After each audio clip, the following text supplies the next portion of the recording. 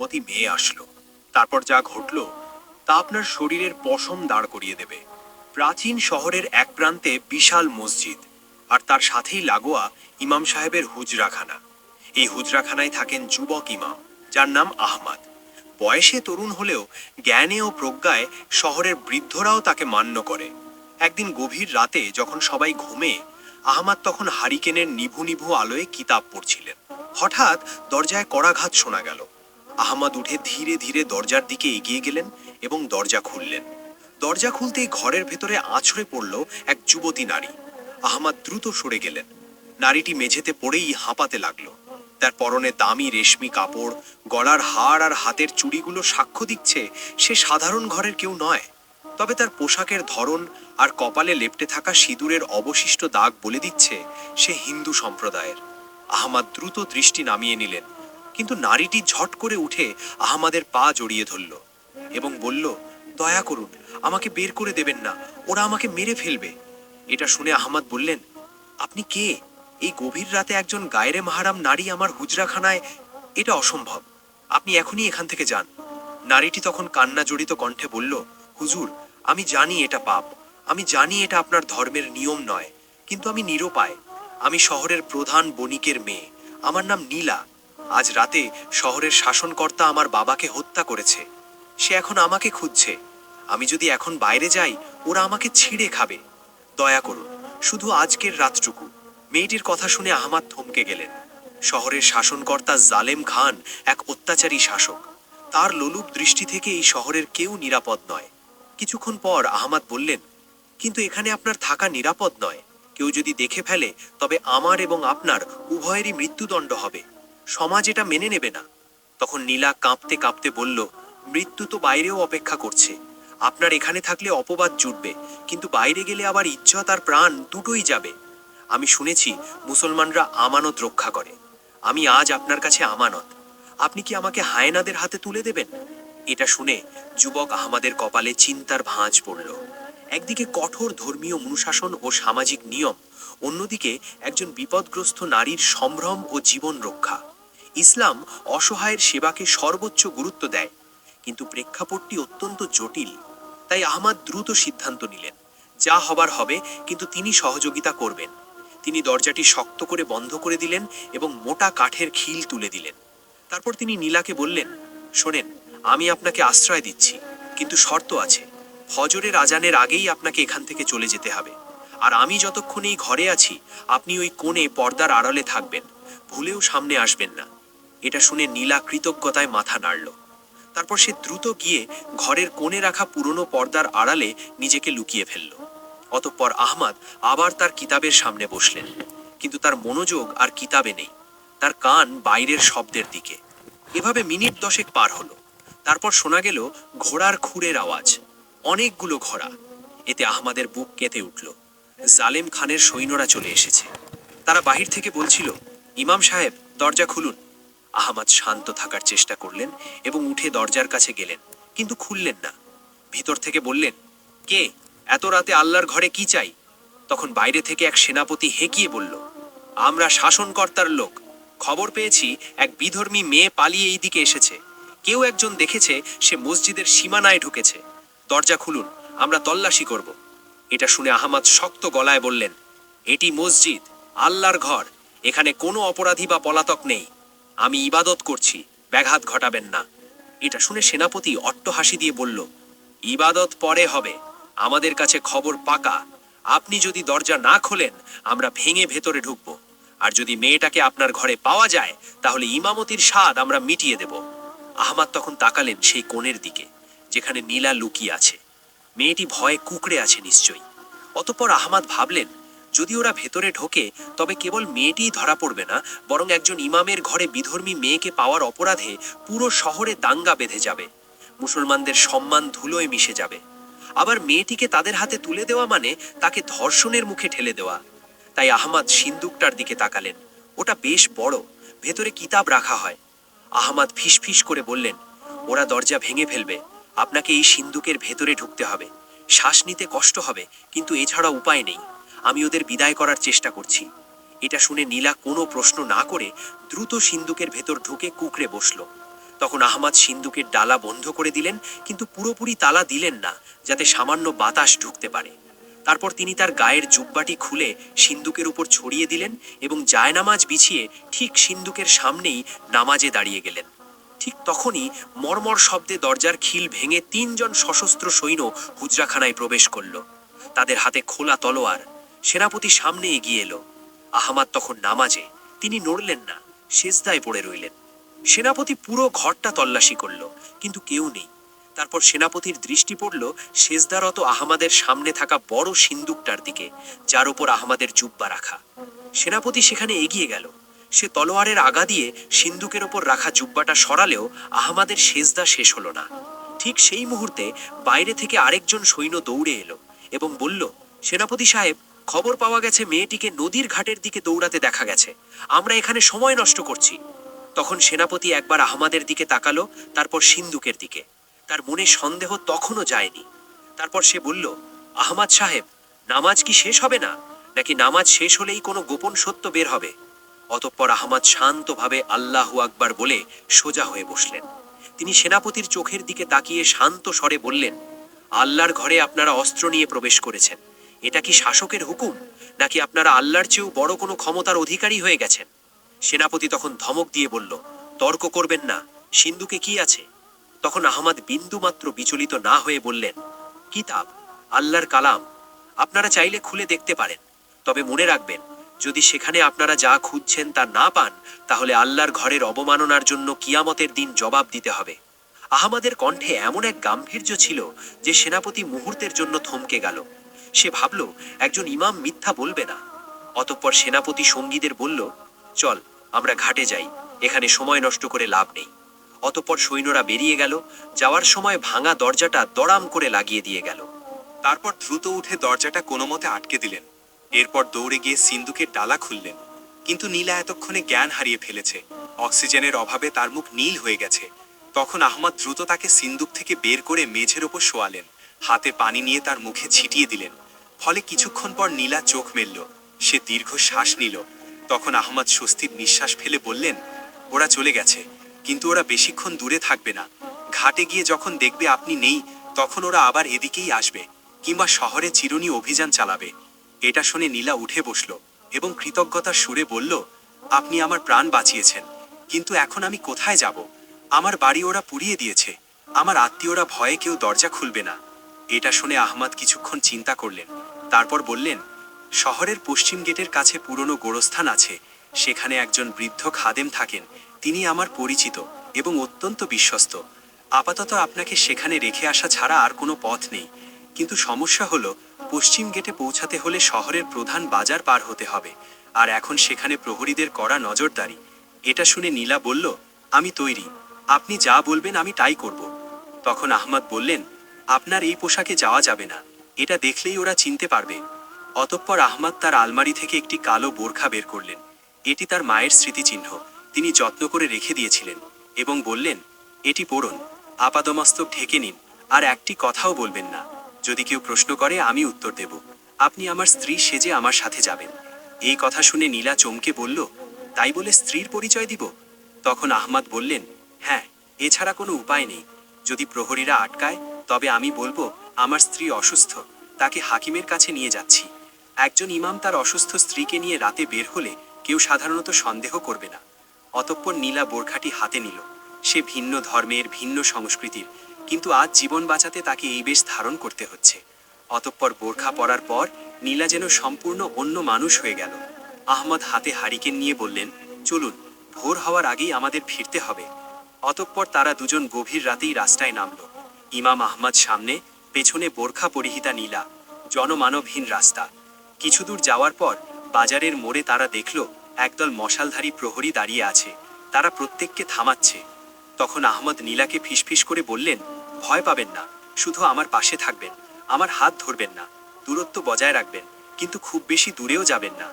অতঃপর প্রহরীদের সামনে আসতেই একজন পথ রোধ করল এবং বলল, দাঁড়ান, এত রাতে কোথায় যাওয়া হচ্ছে? আহমদ তখন হারিকেন উছিয়ে ধরলেন, যাতে আলো তার নিজের মুখে পড়ে, এবং বললেন, আমি মসজিদের ইমাম আহমদ। এই কথা শুনে প্রহরীটি চিনে পেরে বলল, ওহ হুজুর, মাফ করবেন, কিন্তু এত রাতে কোথায় যাচ্ছেন? আহমাদ তখন শান্ত গলায় বললেন, আমার স্ত্রী হঠাৎ খুব অসুস্থ হয়ে পড়েছে, পেটে তীব্র ব্যথা, পশ্চিম পাড়ার হাকিম দাদুর কাছে নিয়ে যাচ্ছি। দেরি করা সম্ভব ছিল না। এটা শুনে প্রহরীটি পেছনের বোরখা পরা নারীর দিকে তাকালো এবং বলল, কিন্তু হুজুর, আজ রাতে খুব কড়াকড়ি, শাসনকর্তার হুকুম, কাউকে সন্দেহজনক মনে হলেই আটক করতে হবে। একজন পলাতক আসামিকে খোঁজা হচ্ছে। এটা শুনে আহমাদ বললেন, আমি কি পলাতক আসামি, নাকি আমার অসুস্থ স্ত্রী আসামি? আমাদের যেতে দাও, দেরি হলে অঘটন ঘটে যেতে পারে। এই কথায় প্রহরীটি ইতস্তত করল। তখন অন্য একজন প্রহরী এগিয়ে এসে বলল, হুজুরকে যেতে দে, উনি তো আর মিথ্যে বলবেন না। তাছাড়া ওই মেয়ে তো হিন্দু, আর ইনি হুজুরের স্ত্রী, যা রাস্তা ছাড়। এই বলে প্রহরীরা সরে দাঁড়ালো। আহমাদ তখন সামনে পা বাড়ালেন। নীলাও তাকে অনুসরণ করল। তাদের হৃৎপিণ্ডি তখনও দ্রুত ধুকপুক করছে। কিছুক্ষণ যাওয়ার পর আরেকটি গেট আসলো। সেখানে দাঁড়িয়ে আছে এক বিশাল দেহী হাবশী জল্লাদ, যার নাম কালু। কালু মানুষের গন্ধ সুখে বলে দিতে পারে কে আপন আর কে পর। কালু দূর থেকে তাদের আসতে দেখল, তাই সে তার বিশাল কুঠারটা মাটিতে ঠুকে হুঙ্কার দিল, থামো। আহমাদ থমকে দাঁড়ালেন। এই লোকটাকে কথায় ভুলানো যাবে না। অতঃপর কালু এগিয়ে নীলার দিকে তাকালো। সে নীলার কাছে গিয়ে গভীরভাবে শ্বাস নিল। তারপর সে কর্কশ গলায় বলল, এই নারীর শরীর থেকে রেশমি কাপড়ের ঘ্রাণ আসছে। গরিব ইমামের বউ রেশমি কাপড় পরে না, আর হুজুরের বউয়ের পায়ে সোনার নুপুর থাকে না, যার শব্দ আমি এখান থেকেই পাচ্ছিলাম। এটা শুনে আহমাদ শিউরে উঠলেন। বোরখার নিচে নীলার পায়ে যে নুপুর বা রেশমি কাপড় আছে তা খোলার সময় পাওয়া যায়নি। অতঃপর কালু কুঠার তুলে বলল, বোরখা খোলো, আমি দেখতে চাই কে ভেতরে। তখন আহমাদ কালুর সামনে গিয়ে দাঁড়ালেন। তার হাতে কোনো অস্ত্র নেই, শুধু ইমানি তেজ। তারপর বললেন, নারীর গায়ের কাপড়ে হাত দেওয়ার আগে আমাকে মারতে হবে। এটা শুনে কালু হেসে বলল, তাহলে তাই হোক। এই বলে সে কুঠার ঘোরালো। ঠিক সেই মুহূর্তে অন্ধকারের ভেতর থেকে একটি তীর এসে বিঁধল কালুর হাতে, ফলে কুঠারটা ছিটকে পড়ে গেল। এমন সময় অন্ধকারের ভেতর থেকে পরিচিত এক কণ্ঠস্বর ভেসে এলো, দৌড়ান হুজুর। ফলে আহমাদ আর নীলা মুহূর্ত দেরি না করে গেটের পাশের ছোট সুড়ঙ্গ পথের দিকে দৌড় দিল। অতঃপর সুড়ঙ্গ দিয়ে শহরের বাইরে বের হয়ে তারা গোরস্থানের দিকে ছুটল। অন্ধকারে হোঁচট খেতে খেতে তারা এগোচ্ছে। নীলার শ্বাসকষ্ট হচ্ছে। বোরখার নিচে ভারী রেশমি কাপড় শরীরের সাথে লেপ্টে অবর, কোনোটা ভেঙে গেছে, কোনোটা আগাছায় ঢাকা, আর মাঝখানে একটা ছোট কুঁড়ে ঘর। ওখানেই থাকার কথা সেই বৃদ্ধ খাদেমের। আহমদ কুঁড়ে ঘরের দিকে এগোলেন। ভেতর থেকে টিমটিম করে আলো জ্বলছে। আহমদ দরজায় গিয়ে বললেন, চাচা, আমি আহমদ, দরজা খুলুন, খুব জরুরি। কিছুক্ষণ পর একজন বৃদ্ধ এসে দরজা খুলল এবং বলল, আহমদ, এত রাতে মরা মানুষের দেশে জীবিতদের কি কাজ? তিনি আহমদের পেছনে বোরখা পরা নীলাকে দেখে ভুরু কুচকালেন এবং বললেন, সঙ্গে কে? মৃত্যু কি আজ জোড়ায় এসেছে? আহমদ তখন দ্রুত ঘরে ঢুকে নীলাকে ইশারা করলেন ভেতরে আসতে। তিনি বৃদ্ধের হাত ধরে বললেন, চাচা, হেয়ালি করার সময় নেই। জালিম খানের লোক আমাদের খুঁজছে। একে এখানে লুকিয়ে রাখতে হবে। আপনি ছাড়া বিশ্বাস করার মতো কেউ নেই। বৃদ্ধ খাদেম নীলার দিকে তাকিয়ে থাকলেন কিছুক্ষণ। তারপর বললেন, জালিম খানের লোক? তারা তো জ্যান্ত মানুষকে মারে, মরা মানুষকে ভয় পায় না। এখানেও ওরা আসবে। তখন আহমদ বললেন, অন্তত আজকের রাতটা, কাল ভোরে আমি অন্য ব্যবস্থা করব। এই কথা শুনে বৃদ্ধ মাথা নেড়ে বললেন, ঠিক আছে, তবে মাটির ওপর থাকা নিরাপদ নয়। গোরস্থানের নিচে পুরনো একটা সুড়ঙ্গ আছে, যেটা অনেক আগে লুণ্ঠনকারীরা ব্যবহার করত। ওটা এখন কেউ চেনে না, তোরা সেখানে যা। অতঃপর বৃদ্ধ ঘরের মেঝের একটা পুরনো চট সরালেন। নিচে একটা কাঠের পাটাতন। সেটা তুলতেই অন্ধকার সিঁড়ি দেখা গেল। ভ্যাপসা গন্ধ উঠে এলো নিচ থেকে। বৃদ্ধ বললেন, দ্রুত নাম, আমি উপর থেকে বন্ধ করে দেব। আহমাদ তখন হারিকেন হাতে নিলেন। নীলা ভয়ে ভয়ে আহমাদের হাত খামচে ধরল। আহমাদ কিছু বললেন না, সাবধানে সিঁড়ি দিয়ে নিচে নামতে শুরু করল। সুড়ঙ্গটা মাটির অনেক নিচে। হারিকেনের আলোয় দেখা গেল দুপাশে সারি সারি কঙ্কাল পড়ে আছে। সম্ভবত এরা সেই লুণ্ঠনকারী যারা পথ হারিয়ে এখানেই মারা গিয়েছিল। নীলা ভয়ে চিৎকার দিতে গিয়েও নিজেকে সামলালো। তখন আহমাদ বললেন, ভয় পাবেন না, মৃতরা ক্ষতি করে না, জীবিতরাই ভয়ের কারণ। অতঃপর তারা সুড়ঙ্গের শেষ মাথায় গিয়ে পৌঁছালো। জায়গাটা একটু প্রশস্ত। সেখানে একটা পাথরের বেদির মতো জায়গা। আহমাদ সেখানে হারিকেনটা রাখলেন। নীলা বোরখার মুখাবরণ সরালো। তার ফর্সা মুখটা ফ্যাকাশে হয়ে গেছে। সে বলল, আমার বাবার কি হবে? আমি পালিয়ে এলাম, কিন্তু বাবার লাশটা তো ওরা। তখন আহমাদ বললেন, এখন এসব ভেবে লাভ নেই, আগে আপনাকে বাঁচতে হবে। আপনার কাছে কি কোনো মোহর বা মূল্যবান কিছু আছে? কারণ পালানোর জন্য অর্থের প্রয়োজন হবে। তখন নীলা তার গলার হার আর হাতের দামি চুড়িগুলো দেখিয়ে বলল, এগুলো অনেক দামি, কিন্তু এগুলো বিক্রি করতে গেলেই তো ধরা পড়ব। এটা শুনে আহমদ চিন্তিত মুখে বললেন, ঠিক বলেছেন, এগুলো এখন সম্পদের চেয়ে বিপদ বেশি, এগুলো লুকিয়ে রাখতে হবে। হঠাৎ ওপর থেকে ধূপধাপ শব্দ শোনা গেল। মনে হচ্ছিল কেউ কুড়ে ঘরের মেঝেতে জোরে জোরে পা ফেলছে। তারপর বৃদ্ধ খাদেমের আর্তনাদ শোনা গেল, বল বুড়ো, ওরা কোথায় গেল? আমরা দেখেছি ওরা এদিকেই এসেছে। এসব শুনে নীলা ভয়ে আহমাদের দিকে তাকালো। আহমাদ ঠোঁটে আঙুল দিয়ে চুপ করতে বললেন। তারা নিঃশ্বাস বন্ধ করে অপেক্ষা করতে লাগলো। হঠাৎ ওপর থেকে এক ভারী গলার আওয়াজ এলো। সারা ঘর খুঁজলাম, কোথাও নেই, মনে হয় জঙ্গলে পালিয়েছে। বুড়োটাকে বেঁধে রাখ, ফেরার পথে জেরা করা যাবে। সৈন্যরা বেরিয়ে গেলেও আহমদ নিশ্চিন্ত হতে পারলেন না। তিনি জানেন, জালেম খানের বিশেষ বাহিনী নেকড়ে দল এত সহজে হাল ছাড়ে না। তারা গন্ধ সুখে শিকার ধরে। এভাবে ঘণ্টাখানেক পর সব শান্ত হয়ে গেল। আহমদ বললেন, আমাদের এখান থেকে বের হতে হবে, কিন্তু সেই পথ দিয়ে নয় যেখান দিয়ে এসেছি। এই সুড়ঙ্গের অন্য কোনো মুখ থাকার কথা।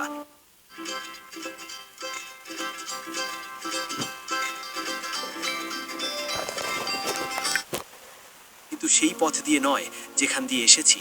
এই সুড়ঙ্গের অন্য কোনো মুখ থাকার কথা। তিনি হারিকেনটা নিয়ে দেওয়ালগুলো পরীক্ষা করতে লাগলেন। সুড়ঙ্গের শেষ প্রান্তে একটা দেওয়াল দেখে মনে হলো সেটা আলগা পাথর দিয়ে তৈরি। আহমদ ধাক্কা দিতেই একটা পাথর নড়ে উঠল। তারপর তিনি আর নীলা মিলে পাথরগুলো সরাতে লাগলেন। পাথর সরানোর পর ওপাশে দেখা গেল আরেকটা অন্ধকার পথ, কিন্তু সেখান থেকে বাতাসের ঝাপটা আসছে, মানে ওটা বাইরের দিকে গেছে। তাই আহমদ বললেন, চলুন এদিকেই যাওয়া যাক। অতঃপর তারা সেই নতুন পথ ধরে হাঁটলেন। পথটা ক্রমশ উপরের দিকে উঠেছে। অনেকটা পথ হাঁটার পর তারা একটা ঝোপের আড়ালে বের হলেন। জায়গাটা অচেনা। দূরে শহরের আলো দেখা যাচ্ছে, কিন্তু উল্টো দিকে। তারা শহরের প্রাচীরের বাইরে বেরিয়ে এসেছেন। তখন নীলা বলল, এটা কোথায়? আহমদ চারপাশ দেখে বললেন, এটা শয়তানের টিলা। এখান থেকে নদী খুব কাছে, আমাদের নদী পার হতে হবে।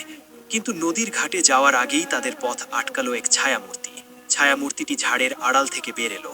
তার হাতে ধনুক, মুখ কালো কাপড় দিয়ে ঢাকা। সে বলল, আমি জানতাম তোমরা এই পথেই বের হবে। কিন্তু কণ্ঠস্বরটি নারীদের মতো ছিল। তাই আহমদ সতর্ক হয়ে দাঁড়ালো। তুমি কে? তুমি কি গেটে সেই তীর ছুঁড়েছিলে? ছায়ামূর্তি তখন মুখের কাপড় সরালো। এক তেজোদ্দীপ্ত তরুণী, তার চোখের দৃষ্টি তীক্ষ্ণ। সে বলল, আমার নাম সারা। আমি জালেম খানের প্রাসাদে কাজ করি, কিন্তু আমি বিদ্রোহীদের গুপ্তচর। নীলা দেবীকে বাঁচানো আমার দায়িত্ব। এই কথা শুনে নীলা অবাক হয়ে বলল, তুমি আমাকে চেনো? তখন সারা বলল, আপনার বাবা আমাদের অনেক সাহায্য করতেন। তার মৃত্যুর খবর পেয়েই আমি বেরিয়ে পড়েছি। ইমাম সাহেব, আপনি অনেক ঝুঁকি নিয়েছেন, এখন দায়িত্ব আমার। এটা শুনে আহমদ বললেন, তুমি একা পারবে না। জালেম খানের নেকড়ে দল তোমাদের গন্ধ পেয়ে যাবে। নদী পার হওয়া সহজ হবে না। তখন সারা বলল, নদী পার হওয়ার জন্য নৌকা তৈরি আছে, কিন্তু সমস্যা অন্য জায়গায়। জালেম খান শহরের সব মাঝিকে হত্যা করেছে, যাতে কেউ পালাতে না পারে। আমাদের নিজেদেরই নৌকা চালাতে হবে। তাছাড়া নদীতেও আজ রাতে রাজকীয় টহল চলছে। এই কথা শুনে আহমদ বললেন, তাহলে উপায় কি? তখন সারা পকেট থেকে একটা মানচিত্র বের করলো এবং দেখিয়ে বলল, শহরের উত্তরে একটা পুরনো বানির কল আছে। সেখান দিয়ে নদীর নিচে একটা গোপন ড্রেনেজ সিস্টেম আছে। ওটা দিয়ে আমরা সরাসরি নদীর ওপারে দুর্গে পৌঁছাতে পারবো না, তবে জঙ্গলে উঠতে পারবো। কিন্তু পথটা বিপজ্জনক, ওটা সাপ আর কুমিরে ভরা। তখন নীলা বলল, আমি আর পারছি না, আমার পা আর চলছে না। তখন আহমদ বললেন, থামার সময় নেই, চলুন বানির কলের দিকে। অতঃপর তারা তিনজন অন্ধকারের মধ্যে দিয়ে উত্তর দিকে রওনা দিল। কিন্তু তারা জানতো না তাদের পিছু নিয়েছে কালু। গেটে তীরের আঘাত তার হাতে লাগলেও সে দমে যায়নি। সে রক্ত পড়া হাত নিয়ে কুকুরের মতো গন্ধ শুখে শুখে তাদের পিছু নিয়েছে। আর তার সাথে আছে আরো 10 জন দুর্ধর্ষ যোদ্ধা। অতঃপর তাদের বানির কলের কাছে পৌঁছাতে পৌঁছাতে ভোর হয়ে গেল। আজানের ধ্বনি ভেসে আসছে দূর খেতে। আহমাদের মনটা হু হু করে উঠল। আজ ফজরের নামাজ তিনি তার মসজিদে পড়াতে পারলেন না, হয়তো আর কোনোদিনও পারবেন না। কিন্তু পুরনো বানির কলটা বিশাল পাথরের তৈরি, নিচ দিয়ে কালো নোংরা পানি নদীতে পড়ছে। তখন সারা বলল, আমাদের এই নোংরা পানির ভেতর দিয়েই যেতে হবে। কিন্তু নীলা ঘৃণায় নাক সিটকালো, কিন্তু কিছু বলল না।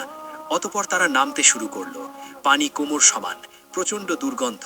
হঠাৎ পেছনে একটা বিকট শব্দ হলো। কালু তার বাহিনী নিয়ে হাজির। চিৎকার করে বলল, ওরে শয়তানের বাচ্চারা, ভেবেছিস পালাতে পারবি? এই বলে সৈন্যরা তাদের ঘিরে ফেলতে শুরু করলো।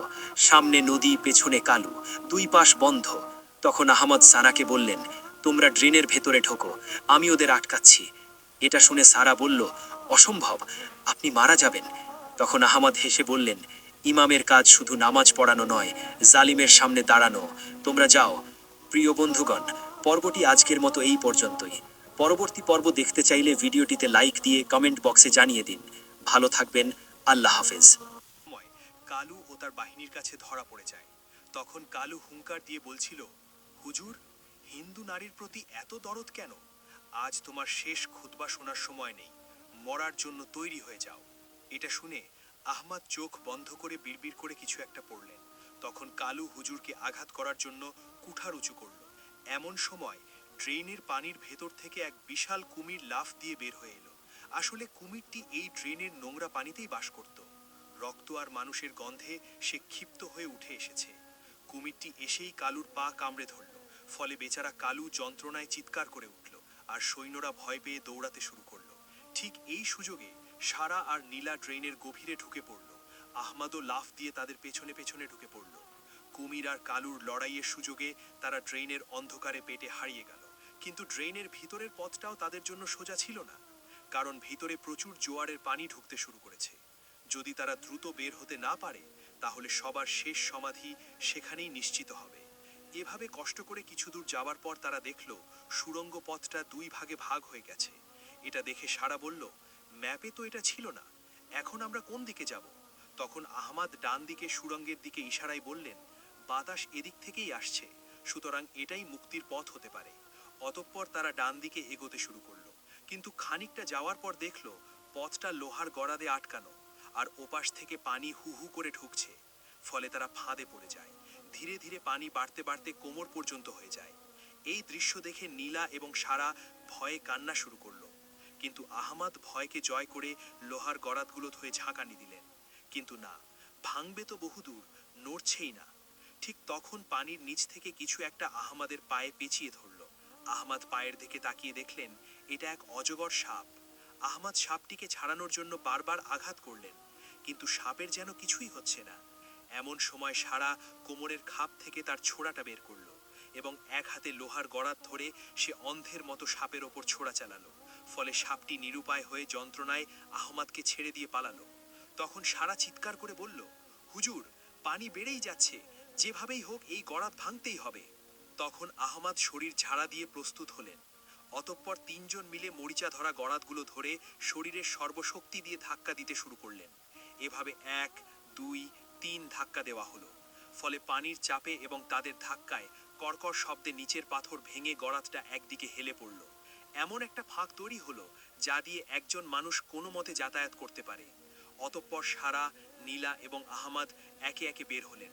কিন্তু তারা যেখানে বের হয়েছে সেটা নদীর মোহনা। চারপাশ ঘন হোগলা বন আর কাঁটা ঝোপে ভরা। তাই তারা কাদা মারিয়ে ডাঙায় উঠল। ক্লান্ত শরীর আর ভেজা কাপড় নিয়ে